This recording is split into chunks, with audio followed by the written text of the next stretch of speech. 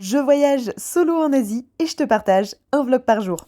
Les petits déjeuners compris dans les auberges, c'est super cool, mais c'est toujours les mêmes. Cela dit, ça m'a permis de faire le plein d'énergie pour me rendre en direction de la cité impériale à Hue. Si vous êtes de passage dans le coin, c'est vraiment un des trucs à faire avec les tombeaux. Le chemin pour y aller est plutôt sympa et dès que vous passez l'enceinte des murs, tout est hyper bien entretenu, hyper beau, hyper propre, hyper esthétique, tout ce que vous voulez. Sauf qu'évidemment, j'avais dit hier, je fais pas la cité, je vais être mouillée. Regardez-moi sous la pluie, je crois qu'il pleut encore plus que la veille. Vraiment, ça s'est couvert, mais d'une force. Mais maintenant qu'on est là, on va en profiter. Dans la cité, vous avez plein de jolies statues, d'édifices, de murs, de portes qui sont hyper jolis. Vous pouvez rentrer dans beaucoup de bâtiments, ce qui est cool parce que ça vous abrite de la pluie. Mais essayez d'y aller tôt le matin, puisque moi, alors même qu'il pleuvait, il y avait vraiment plein de groupes, c'était un peu embêtant, sauf quand c'est des gens qui parlaient français ou anglais, j'essayais de me mettre à côté, d'écouter un peu ce qu'ils disaient. Comme ça me fait un petit peu une visite privée gratuite. Qui fait ça? Dites-moi que je suis pas la seule à faire ça, s'il vous plaît. Et puis là, meilleur moment de la visite, j'ai commencé à rigoler. Regardez les canards, ils arrivent comme ça, ils font leur petite visite dans la cité aussi. Par contre, si même les canards qui normalement aiment l'eau se mettent à l'abri, c'est que c'était pas très agréable. Regardez-moi sous ce beau ciel bleu rayonnant incroyable. Ensuite, je ne sais pas s'il y en avait à l'entrée, j'avoue que j'ai tracé un petit peu vu la météo, mais un plan de la cité ça aurait été cool parce que je me baladais un peu à l'aveugle et il y a des trucs que j'ai peut-être zappé parce que vraiment comme il pleuvait, en plus il y avait pas tant de monde dehors entre les édifices, donc j'y allais un peu au feeling en mode